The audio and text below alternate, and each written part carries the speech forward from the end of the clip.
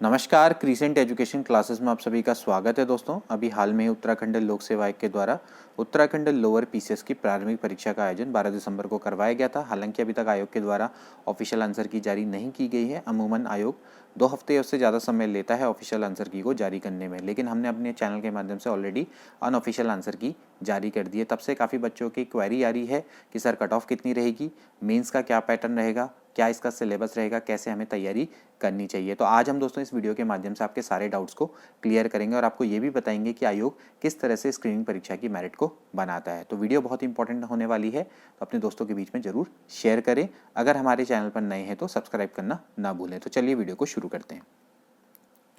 तो दोस्तों पहले हम लोअर पीसीएस के पैटर्न के बारे में जान लेते हैं। दोस्तों इसको कंबाइंड स्टेट लोअर सब ऑर्डिनेट सर्विस एग्जामिनेशन के नाम से बोला जाता है इस परीक्षा को।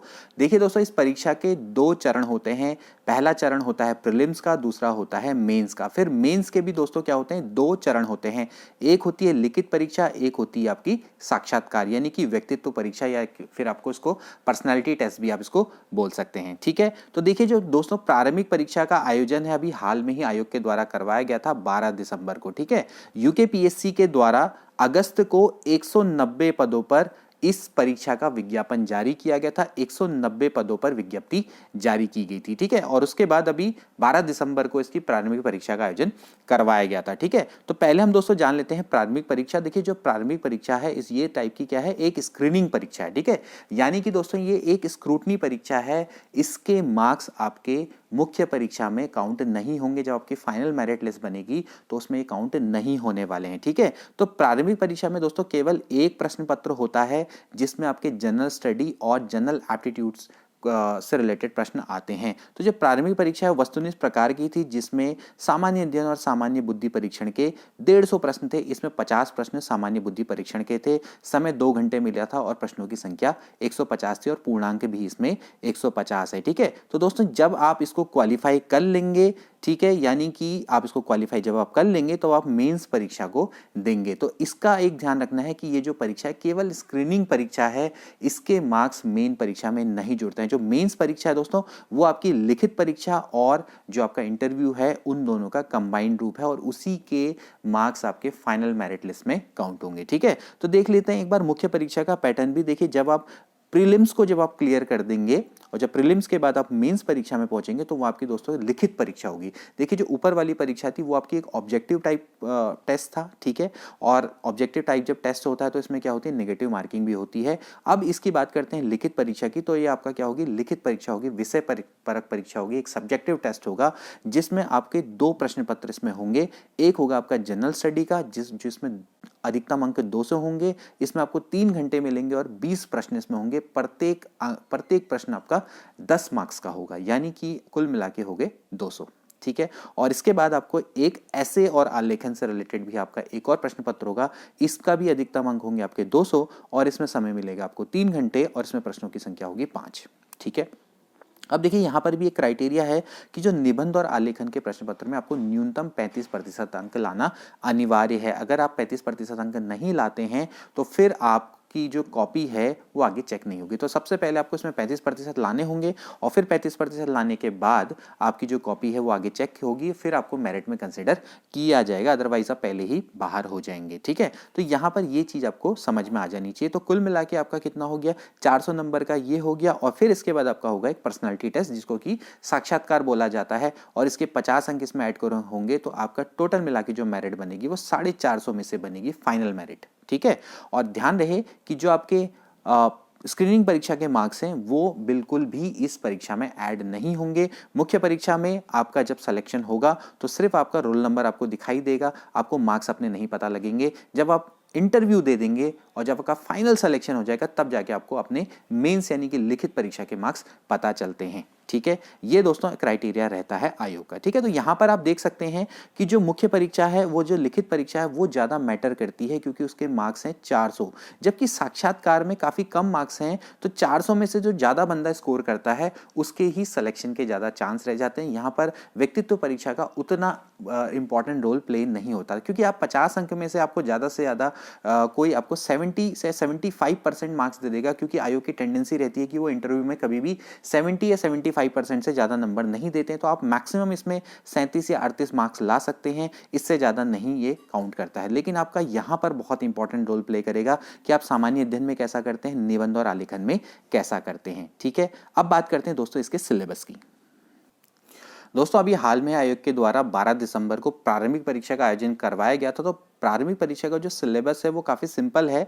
इसमें सामान्य अध्ययन के कुल 100 प्रश्न आते हैं और आप इसमें देख सकते हैं इसमें सामान्य विज्ञान और कंप्यूटर से संबंधित प्रश्न आते हैं। इसके अलावा भारत का इतिहास और भारतीय राष्ट्रीय आंदोलन, इसके अलावा भारतीय राज्य व्यवस्था, अर्थव्यवस्था, भारत का भूगोल एवं जनानकी, समसामयिक घटनाएं यानी कि करंट अफेयर्स, उत्तराखंड का इतिहास बहुत इंपॉर्टेंट है, उत्तराखंड की संस्कृति, उत्तराखंड का भूगोल यानी कि उत्तराखंड के भी सारे एस्पेक्ट, उत्तराखंड का इतिहास, उत्तराखंड का भूगोल, उत्तराखंड का इकोनॉमिक्स, उत्तराखंड की राज्य व्यवस्था, सभी से आएंगे। उत्तराखंड की आर्थिकी और राजनीतिक और प्रशासनिक प्रवेश, इससे रिलेटेड प्रश्न आते हैं इसमें ज्यादातर। ठीक है, तो ये दोस्तों कुल मिला के 10 यूनिट होती हैं और ये पेपर तो खैर अभी हो चुका है, लेकिन आगे भी कभी लोअर पीसेस का एग्जाम होगा तो उसके लिए भी आपके लिए वीडियो इंपॉर्टेंट है, क्योंकि आपको पता होना चाहिए कि एग्जाम का पैटर्न क्या होता है। अब इसके बाद दोस्तों इसमें आता है जो दूसरा खंड है वो है सामान्य बुद्धि परीक्षण का, यानी कि जनरल एप्टीट्यूड टेस्ट का। इसमें कुल 50 प्रश्न आपके पास पूछे जाते हैं और इसका पूर्णांक भी 50 है, यानी कि अधिकतम अंक आप इसमें 50 ला सकते हैं। तो इसमें सामान्य बुद्धिमत्ता का परीक्षा होता है, तो इसमें आपके वही प्रश्न होते हैं जैसे कि मैथ्स और रीजनिंग के। ठीक है,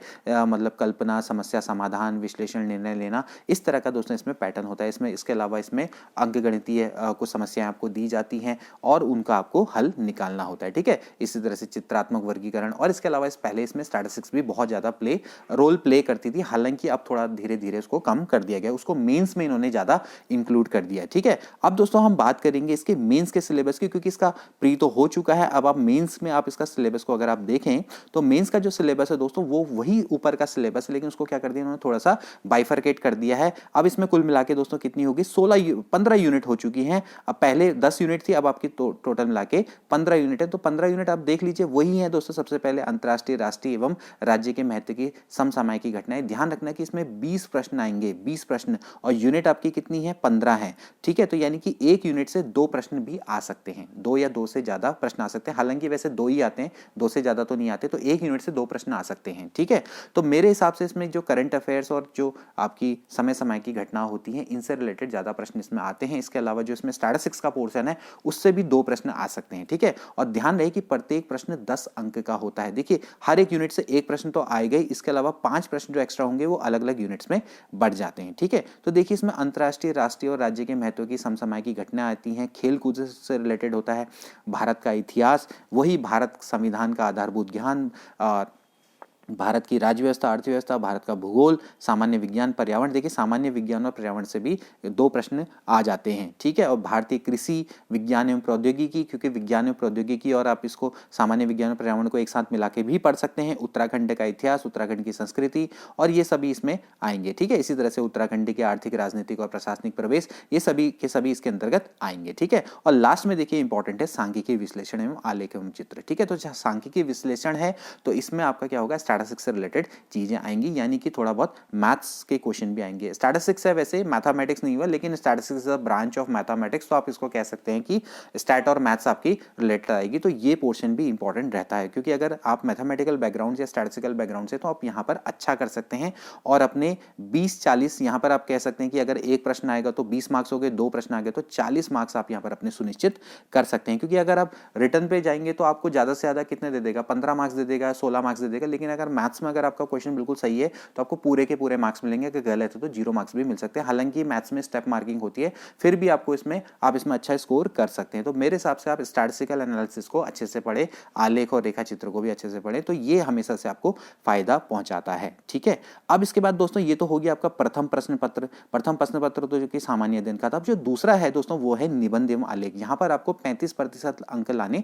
अनिवार्य है। तो यहाँ पर देखिए क्या है, यहाँ पर सबसे पहले आपसे एक निबंध पूछा जाएगा जो कि 50 अंक का होगा। टॉपिक आपको पहले से ही दे रखे हैं, 400 शब्दों का आपको निबंध लिखना होगा। शीर्षक आपको दिया हुआ है साहित्य और संस्कृति, सामाजिक क्षेत्र, उत्तराखंड का सामाजिक क्षेत्र। इस तरह के आपको दोस्तों ये आपके 1 2 3 4 5 6 टॉपिक आपको ऑलरेडी दिए हुए हैं। इन 6 टॉपिक में से आप किसी पर भी निबंध लिख सकते हैं, हिंदी या अंग्रेजी भाषा में, जिसमें भी आपको कंपैटिबल हो, कंफर्टेबल हो। ठीक है, इसके बाद देखिए हिंदी सारांश का आता है, लगभग 300 शब्द, 50 अंक ये बनाता है। हिंदी आलेखन, अब हिंदी आलेखन में जैसे आपके शासकीय पत्र, अर्धशासकीय पत्र, कार्यालय आदेश क्या होते हैं, कार्यालय ज्ञाप, ये सब आपको थोड़ा सा पढ़ना पड़ेगा। जो ये ज्यादातर अखबार पढ़िए, अखबार में भी ये सारे सब चीज़ें आए रहती हैं, तो आप आसानी से वहाँ पर कर सकते हैं। इसके अलावा हिंदी गद्यांश का अंग्रेजी में अनुवाद करना और अंग्रेजी गद्यांश का हिंदी में अनुवाद करना, तो ये भी इंपॉर्टेंट है, ठीक है। तो ये कुल मिला के आपका कितना बनता है, 200 मार्क्स का ये बन जाता है, ठीक है। इसके बाद फिर आपका क्या होता है, एक पर्सनैलिटी टेस्ट होता है जो 50 मार्क्स का होता है, तो टोटल मिला के 450 मार्क्स में से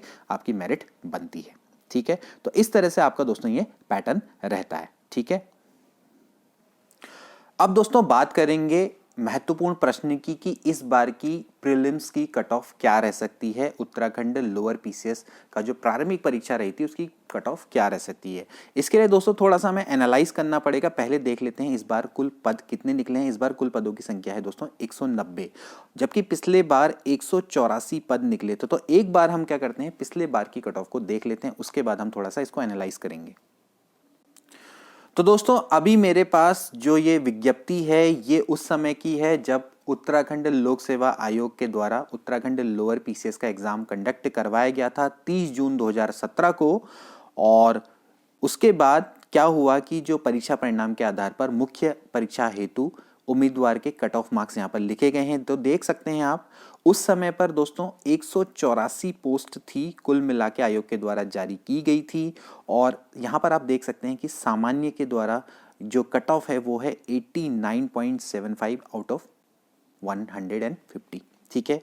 जबकि उत्तराखंड महिला की गई थी 79.25। इसी तरह से आप देख सकते हैं पूर्व सैनिक की जो कट ऑफ गई थी वो गई थी 64.25, जबकि आपके सामान्य में जो आश्रित हैं उनकी 74.5, विकलांग की 74.75। आप देख सकते हैं कि ये कट ऑफ किस तरह से गई है, ठीक है। और देखा जाए तो जो अनुसूचित जाति हैं पूर्व सैनिक की सबसे मिनिमम गई थी 38.50, ठीक है।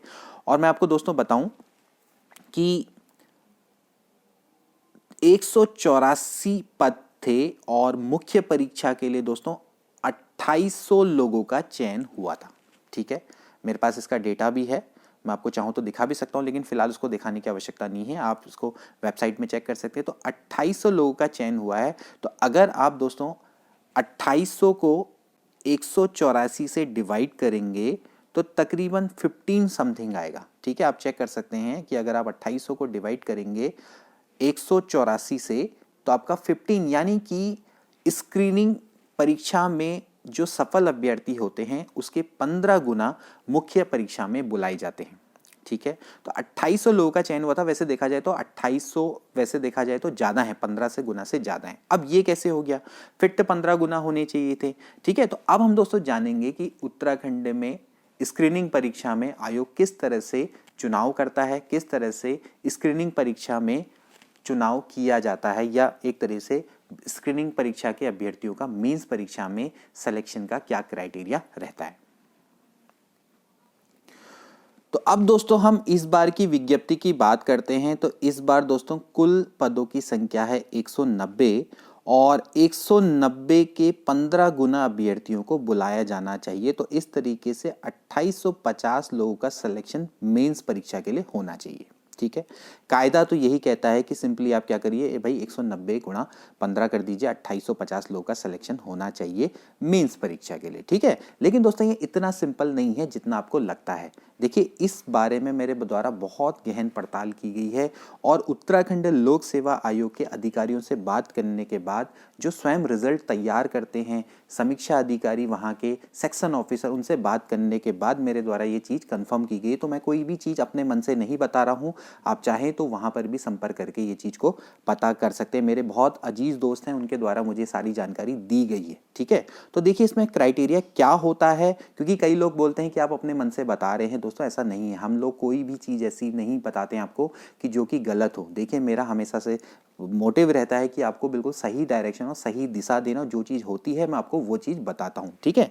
देखिए अभी हमने हाल में ही उत्तराखंड प्रवक्ता परीक्षा का स्क्रीनिंग परीक्षा का रिजल्ट देखा होगा। तो आपने देखा होगा कि वहाँ पर एक पोस्ट जैसे कि हिंदी में 50 गुना छात्र ले लिए गए, 40 गुना छात्र ले लिए गए, जबकि मैथ्स में वहाँ पर कम छात्र आए, ठीक है। होता क्या है दोस्तों कि आप इस चीज़ को समझिए, ये है स्क्रीनिंग एग्जाम, ठीक है। स्क्रीनिंग एग्जाम का सिलेक्शन का क्राइटेरिया अलग होता है, जबकि मेंस एग्जाम का सिलेक्शन का क्राइटेरिया अलग होता है। ठीक है, मेंस एग्जाम के सिलेक्शन का क्राइटेरिया वही होता है दोस्तों जो कि समूह गौ के पैटर्न का होता है। ठीक है, समूह गौ समझ रहे हैं ना, जैसे कि अभी आपका वीडियो का पेपर है, तो वीडियो में जब आपका सिलेक्शन होगा यानी कि वहां पर जो आपको आरक्षण का लाभ मिलेगा वो एक निश्चित पैटर्न में है, वही पैटर्न मेंस में अपनाया जाता है, वही पैटर्न समूह गौ में अपनाया जाता है। लेकिन दोस्तों जो ये विभिन्न चरणों वाली परीक्षाएं होती हैं जहां पर आपका प्री होता है, मेंस होता है, ठीक है, वहां पर आरक्षण का लाभ केवल एक बार दिया जाता है। ठीक है, या तो वो प्री में दिया जाएगा या तो वो मेंस में दिया जाता है। जनरली मेंस में दिया जाता है, प्रीलिम्स में आरक्षण का लाभ नहीं दिया जाता है। ये सुप्रीम कोर्ट का भी ऑर्डर है कि आप एक से ज्यादा चरणों में आरक्षण का लाभ नहीं ले सकते, पहले आप ये समझ लीजिए। ठीक है, तो यहां पर क्या होगा, देखिए जैसा कि आपका वनडे एग्जाम है तो वनडे एग्जाम में आप आरक्षण का लाभ एक बार ले लेंगे तो हो गया भाई, आपका सिलेक्शन हो गया। ठीक है, तो यहां पर जो प्रीलिम्स का जो सिलेक्शन का क्राइटेरिया है वो क्या है दोस्तों, कि आपके हर पद के सापेक्ष 15 गुना अभ्यर्थियों को बुलाया जाता है, हर पद के, यानी कि अगर सामान्य के पद हैं तो सामान्य के पदों के 15 गुना अभ्यर्थियों को बुलाया जाएगा।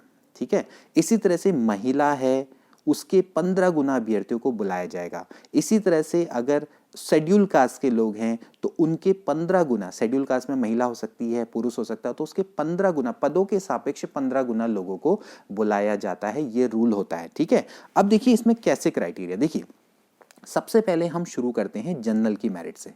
ठीक है, जनरल का मतलब होता है ओपी यानी कि ओपन कैटेगरी। अब ओपन कैटेगरी में क्या हो सकता है कि कोई महिला भी हो सकती है, अगर उसने आरक्षण का लाभ लेने की ना सोची हो सकता है कि वो महिला वाले पद में ना जाना चाह रही हो, तो इसमें जनरली हम मान लेते हैं सामान्य पुरुष। सब आप देख सकते हैं यहाँ पर, एक मैं आपके सामने एक एग्जाम्पल देता हूँ। देखिए राजस्व विभाग में नायब तहसीलदार की पोस्ट है, इसमें कुल पद 35 है, सामान्य के 22 पद है। अब सामान्य पद में थोड़ा महिलाएं भी आएंगी, यहाँ पर देख सकते हैं, ये आपका वर्टिकल रिजर्वेशन है, ये आपका हॉरिजेंटल रिजर्वेशन। तो हॉरिजेंटल रिजर्वेशन में यहाँ पर 7 अनारक्षित पद दिख रहे हैं, तो 22 में से अगर आप 7 को माइनस कर दे तो 12 में से 7 गया 5, 15 पद के अराउंड पे मान लीजिए। इसके बाद 1-2 पद और माइनस कर दीजिए, चलो हम ऑन एन एवरेज मान लेते हैं 10 पद मान लेते हैं सामान्य के। ठीक है, मैं केवल राजस्व विभाग की यहाँ पर बात कर रहा हूँ, हालांकि सामान्य के पद थोड़ा ज्यादा होंगे, लेकिन चलिए मान लेते हैं 10 पद हैं कुल मिला के आपके, मान लीजिए। ठीक है, या फिर चलिए काम करते हैं 190 पदों में से काउंट कर लेते हैं, 190 में से मान लेते हैं आपके 100 पद हैं सामान्य के, बिल्कुल अनारक्षित हैं। ठीक है, 100 पद है। ठीक है, तो अब दोस्तों सबसे पहले क्या होगा, सबसे पहले इसके 15 गुना अभ्यर्थियों का चुनाव होगा। ठीक है, 15 गुना का यानी कि 1500 अभ्यर्थियों का चुनाव होगा। ठीक है, अब 1500 जो अभ्यर्थी है ना दोस्तों, अब आप क्या समझते हैं कि जो 1500 है वो टॉप के 1500 होंगे? क्या वो जरूरी है? क्या ऐसा हो सकता है कि एक भी उनके बीच में आरक्षित बंदा नहीं आएगा? देखिए हो सकता है कि जो पहला बंदा है, मान लेते हैं एक बंदे के 150 में से 145 मार्क्स आए जो कि मैक्सिमम है। ठीक है, अब 145 है, मान लेते हैं सेकंड बंदा भी मान लेते हैं अनारक्षित है, मान लेते हैं उसके 144 है। अब जरूरी है कि तीसरा बंदा भी अनारक्षित हो, और ऐसे करके क्या टॉप के 1500 बच्चे अनारक्षित होंगे? नहीं होगा। क्या कि हो सकता है कि शुरू के 3000 बच्चों में से 1500 बच्चे अनारक्षित हो, यानी कि जो 1500वां बच्चा है अनारक्षित वाला वो 3000वें क्रम में है, तो उसके बीच के आरक्षित वालों का क्या होगा? जो आरक्षित लोग हैं उनका क्या होगा? उनका भी दोस्तों सिलेक्शन होगा, उनको भी इंक्लूड करना पड़ेगा। तो इसको ही बोलते हैं दोस्तों कि ये जो गैपिंग है ना, गैपिंग को दूर किया जाता है। तो होता क्या है, सबसे पहले जब आपका सिलेक्शन होता है आरक्षित बच्चों में, मतलब कि जब आपका रिजर्वेशन, जब हम अनारक्षित बच्चों की बात करते हैं तो सबसे पहले 1500 अनारक्षित बच्चे चुने जाएंगे किसी भी तरीके से। अब देखिए माना हो सकता है कि आप मान लेते हैं कि इस एग्जाम में हाईएस्ट किसी बच्चे के 140 आ गए, मान लेते हैं, क्योंकि होंगे कुछ ऐसे बिल्डे भी होंगे जो 140 ले आएंगे। ठीक है, अब हो सकता है कि 140 एक इसकी रैंक पहली हो, और मान लेते हैं जो 1500वां बच्चा है, यानी कि जो 1500वां जो मतलब अनारक्षित बच्चा है उसके मान लेते हैं मार्क्स हैं, मान लेते हैं 92। ठीक है, तो भाई जो ये सारे के सारे जो बच्चे हैं इसके बीच में मान लेते हैं 3000 बच्चे हैं, तो इन सभी 3000 बच्चों का दोस्तों चयन होगा। इन सभी 3000 बच्चों का चयन होगा। कैसे होगा? ये अपनी कैटेगरी में जाएंगे। ठीक है, अब मान लेते हैं, चलिए ये तो हो गया आपका जनरल पद भर गए। ठीक है, जनरल पद भर गए, मान लेते हैं इनकी हाईएस्ट है 140 और इसकी लोवेस्ट है 90, तो भैया अनारक्षित का पद हो गया, भर गया। ठीक है, अब मान लेते हैं अगले जो सेकंड है वो वुमन है। मान लेते हैं, चलिए 140 के बाद वुमन आ गई, वुमन के मान लेते हैं 138 मार्क्स लाई है, ठीक है। और मान लेते हैं कि जो वुमन है, वुमन के 92 मान लेते हैं, वुमन के पद अब इसमें चलिए मान लेते हैं, जैसे कि अब हमने बोला कि भाई जो अनारक्षित थे 100 थे, चलिए वुमन के मान लेते हैं 30 पद मान लेते हैं, तो भाई 30 गुणा क्या करना है 15, यानी कि 450 वुमन निकालनी है। अब हो सकता है कि भाई जो वुमन है 450वीं वुमन वो पहले से ही मतलब जो 1500 बच्चे हम कह रहे हैं ना 3000 बच्चे, तो हो सकता है कि वो पहले ही मिल जाए आपको। हो सकता है कि जो 450वीं वुमन है वो आपकी 92 से पहले मिल जाए। हो सकता है कि जो आपको 450वीं वुमन है उसके मार्क्स जो है वो 92 से ज़्यादा हो सकता है कि उसके मार्क्स 100 हों। तो क्या इसका क्राइटेरिया बनता है कि भाई वुमन की जो मेरिट है वो हाईएस्ट 138 है और कट ऑफ 100 जाएगी? नहीं, होगा क्या कि जो 100 से 92 के बीच की जो वुमेन्स है ना, उन सबको इंक्लूड कर लिया जाएगा, ठीक है। समझिए इस चीज को कि जो 138 मान लेते हैं वुमन के मैक्सिमम मार्क्स है और 450वीं वुमन है उसके 100 मार्क्स है, तो होगा क्या अभी जो 92 से लेकर 100 तक की जो वुमन है उनका क्या होगा? क्या उनको बाहर कर देंगे? नहीं, क्योंकि जो जनरल की मेरिट है उससे ज़्यादा वुमन की मेरिट कभी भी नहीं जा सकती। तो उसका क्राइटेरिया क्या होता है कि 92 और 100 के बीच के गैप को पूरा भर दिया जाता है, तो उसके बीच की जितनी भी वुमेन्स हैं उनका सिलेक्शन हो जाएगा। तो ऐसे करके दोस्तों मेरिट बनती है। तो ऐसे में क्या होता है ना, 15 गुना, 16 गुना, 17 गुना, 18 गुना बच्चे भर जाते हैं बीच में, और यही पिछले बार लेक्चरर में हिंदी में हुआ था, ठीक है। तो यहाँ पर आप देखिए इस क्राइटेरिया को, जैसे कि मैंने बोला कि भाई 145 मान लेते हैं जनरल लड़के के हैं और 92 लास्ट हैं जनरल लड़के के, ठीक है। मतलब यानी कि हमें 1500 बच्चों का चयन करना था, तो पहले वाले के इतने हैं और 1500 वाले के इतने हैं, ठीक है। अब मान लेते हैं हमें 450 वुमन का सिलेक्शन करना था 15 गुना के हिसाब से, तो भाई पहली वुमन के हैं 138 और लास्ट जो वुमन है 450वीं वुमन है उसके मान लेते हैं 100 हैं, ठीक है। तो भाई क्या होगा अब ऐसे में, क्या होगा, क्या बीच की वुमन को हटा देंगे? नहीं, उन सबको इंक्लूड किया जाएगा और वुमन की कट ऑफ भी कितनी मानी जाएगी? 92। लेकिन इसमें क्या है, देखिए 92 वाली वुमन अगर मिलती है तो ठीक है, 92 वाली वुमन मिली मान लेते हैं, ठीक है। अगर माना नहीं मिली तो क्या होगा? तो क्या होगा फिर 92.5 वाली वुमेन देखेंगे, 92.5। ऐसा नहीं कि 92 से नीचे चले गए, नहीं, ऐसा नहीं हो सकता।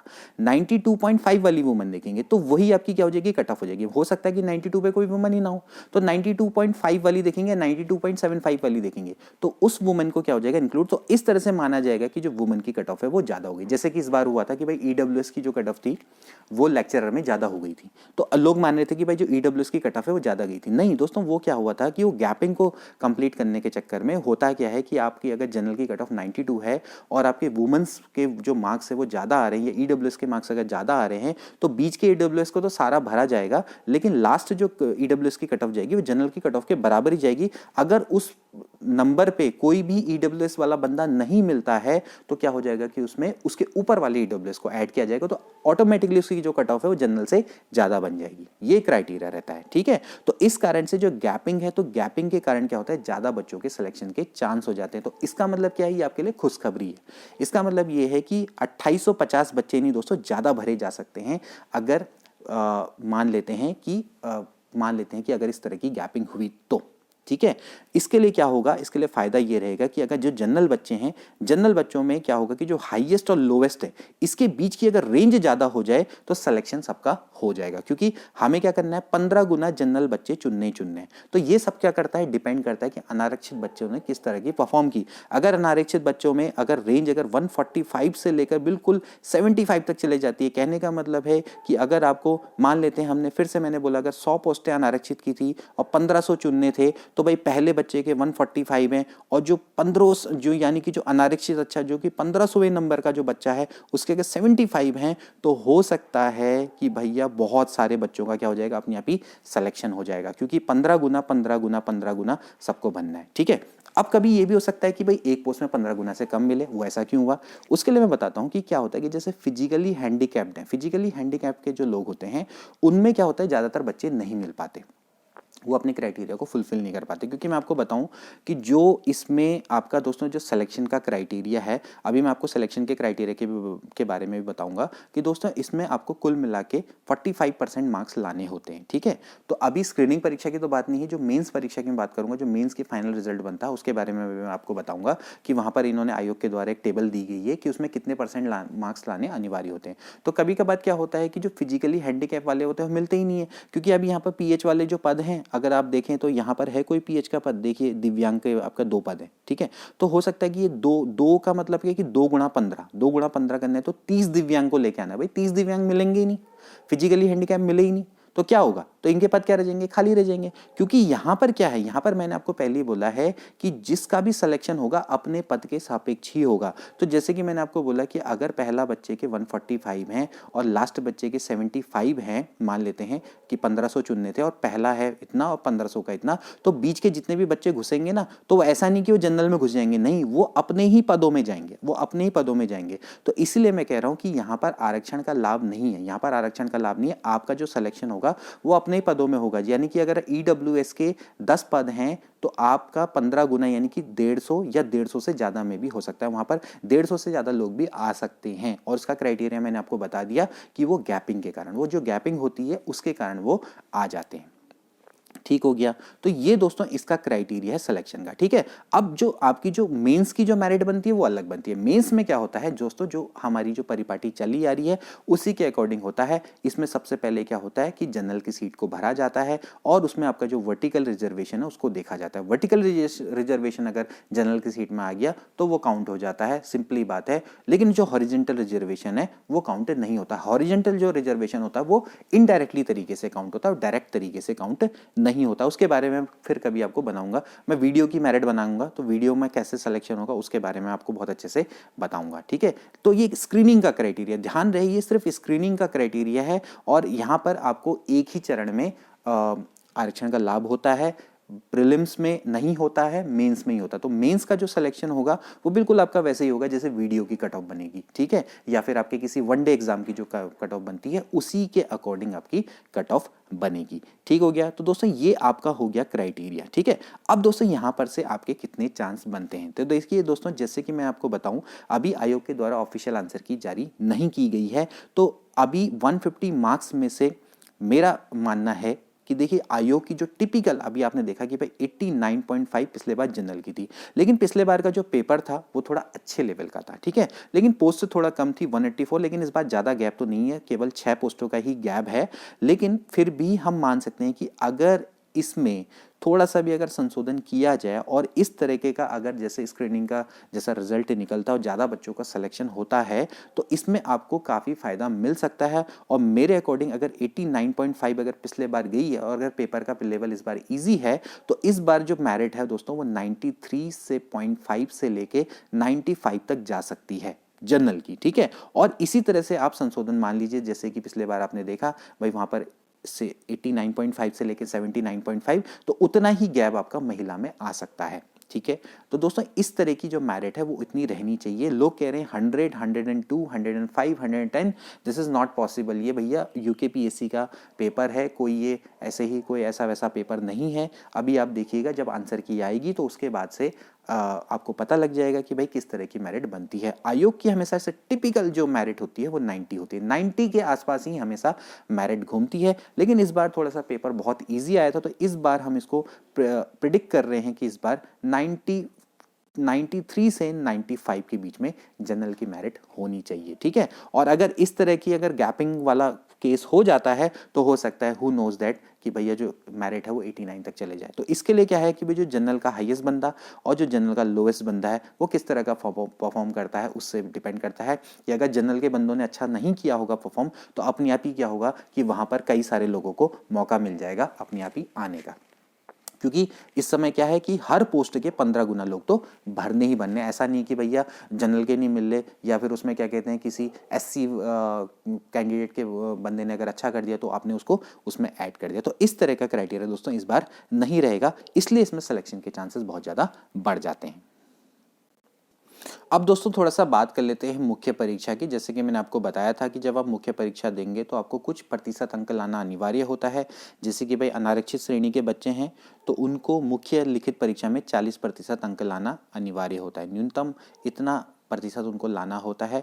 और जब संपूर्ण प्रवीणता सूची तैयार की जाएगी तो लिखित परीक्षा और साक्षात्कार के अंकों को जब जोड़ा जाएगा तो 45% लाना अनिवार्य होता है। ओबीसी के लिए 35 और 40% का क्राइटेरिया है, जबकि एससी और एसटी के लिए ये 30 और 35 का है, जबकि ईडब्ल्यूएस के लिए 35 से लेके 40% का ये क्राइटेरिया होता है। और फिर इसके हिसाब से ही आपका मेरिट का आकलन होता है। ठीक है, इसमें ध्यान रखना है कि जो दूसरा वाला सेक्शन है इसमें साक्षात्कार के अंकों को भी जोड़ा जाता है। और जो स्क्रीनिंग है वो सिर्फ क्वालिफाइंग नेचर की होती है, उसका यहाँ आपके वो सिर्फ एक रास्ता है, यानी कि आपको उसने प्रीलिम से धक्का देके मेंस में भेज दिया, बस उसका ये काम है। बाकी आपका परफॉर्मेंस जो मेंस में रहती है वो ही सारी की सारी मैटर करती है। अब आप में से काफ़ी लोगों का एक्सपेक्टेशन होगी कि आप मेंस को क्वालिफाई करेंगे, और मेंस का दोस्तों मैंने आपको पैटर्न बता चुका हूँ कि मेंस में आपके 2 पेपर होंगे, और एक आपका जनरल स्टडी का होगा, दूसरा आपका निबंध का होगा। ठीक है, तो अगर पीसेस से कंपेयर करें तो बहुत इजी पड़ता है। तो अगर आप पीसेस की तैयारी करते हैं तो आपकी ऑटोमेटिकली लोअर पीसेस की तैयारी भी बहुत अच्छे से हो जाती है। ठीक है, इसके लिए आप दोस्तों फिर से वही मेरे हिसाब से आप एनसीईआरटी की बहुत अच्छी बुक्स को पढ़ सकते हैं। इसके अलावा मैग्रू हिल्स की भी बहुत अच्छी बुक्स आती हैं, और बहुत सारी ऑथेंटिक बुक्स बाजार में अवेलेबल हैं। स्पेशली अलग अलग सब्जेक्ट्स की अगर आप अलग अलग बुक्स को पढ़ेंगे तो मेरे हिसाब से वो ज़्यादा अच्छा रहता है। और इसके अलावा जैसे कि मैंने आपको बताया कि जो प्रश्न और यूनिट्स हैं वो डिवाइडेड हैं। आप अगर करंट अफेयर्स, इसके अलावा साइंस एंड टेक्नोलॉजी, इकोनॉमिक्स और मेरे हिसाब से राज्य व्यवस्था पर भी ज़्यादा ध्यान देते हैं तो वहाँ पर आप ज़्यादा अच्छा स्कोर कर सकते हैं, क्योंकि ये जो हॉट टॉपिक्स होते हैं यानी कि जो डायनेमिक जीके होती हैं ये ज़्यादा इफेक्ट करती है, और जो आपकी कॉपी को जो चेक करने वाले होते हैं उन पर भी ज़्यादा इफेक्ट डालती हैं, उन पर भी ज़्यादा इंप्रेसिव इफेक्ट उसका पड़ता है। तो अगर आप इसका कर सकते हैं तो आप उसको करिए। हालांकि ये डिपेंड करता है, अगर आपकी हिस्ट्री बहुत अच्छी है तो आप हिस्ट्री भी कर सकते हैं। इसके अलावा जैसे कि मैंने आपको बताया कि वहाँ पर स्टैटिस्टिक्स वाला जो पोर्शन है वो भी बहुत वाइटल रोल प्ले करता है, क्योंकि उससे आपके 2 प्रश्न आ सकते हैं, और अगर 2 प्रश्न आते हैं तो 40 मार्क्स बहुत इंपॉर्टेंट होते हैं, चाहे वो 200 में से हो, लेकिन आपके 40 मार्क्स वहाँ पर पूरे के पूरे आ सकते हैं। इसके अलावा science and technology, current affairs जो रिलेटेड जो अभी के चल रहा है उसको आप देखें, और उससे रिलेटेड अगर आप निबंध की तैयारी बहुत अच्छे से करेंगे तो आपको ज़्यादा लाभ मिलेगा। और फैक्चुअल डेटा को ज़्यादा डालेंगे तो उससे भी आपको बहुत ज़्यादा अप्रिशिएट किया जाता है, आपके ज़्यादा मार्क्स बढ़ते हैं। बाकी के बात करें इंटरव्यू की, तो इंटरव्यू तो एक ऐसी चीज़ है दोस्तों जो पर्सनालिटी टेस्ट है। पर्सनालिटी टेस्ट में आपका क्या होता है कि जो क्राइटेरिया होता है कि वहाँ पर मैक्सिमम आपको 70-75% मिलते हैं, 38 तो वो ज़्यादा मैटर नहीं करता है, खासकर लोअर पीसीएस एग्जाम में ज़्यादा तो मैटर नहीं करता। हाँ, पीसीएस परीक्षा में उसके क्योंकि 200 मार्क्स हैं तो वहाँ पर वो थोड़ा मैटर कर जाता है, लेकिन फिर भी जो मेंस का जो आपका स्कोर होता है वो कहीं ना कहीं आपका ओवरऑल जो आपकी मुख्य परीक्षा मेंस मतलब रिटर्न की बात हो रही है उसका स्कोर आपका पूरी मेंस परीक्षा पर हावी रहता है।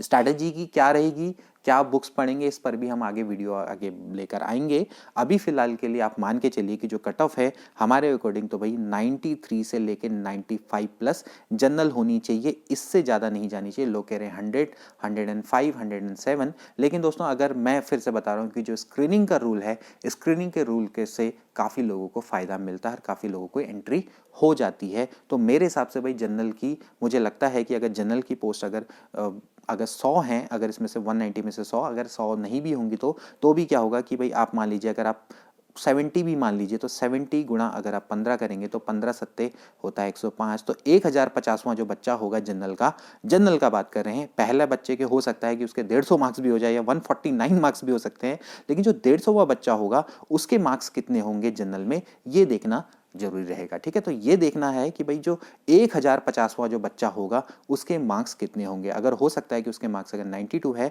तो भाई सबकी नैया पार हो जाएगी, अगर उसके मार्क्स अगर 89 है तो और कई लोगों की नैया पार हो जाएगी, कई लोग स्क्रीनिंग में आसानी से एंटर कर जाएंगे। तो दोस्तों ये थी आज की वीडियो, आई होप कि आपको अच्छी लगी होगी और हमारा एनालाइजेशन आपको पसंद आया होगा। ऐसे ही वीडियो के लिए आप हमारे चैनल को सब्सक्राइब कर सकते हैं। मिलते हैं अगली वीडियो में, till then take care and good bye.